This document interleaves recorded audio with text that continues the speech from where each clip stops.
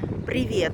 Я нахожусь в Сирмионе. Здесь знаменитый киоск, который уже порядка, не знаю, сколько лет здесь находится. По крайней мере, я здесь живу больше 20 лет. Этот киоск всегда здесь летом стоит, где продаются свежие фрукты, напитки.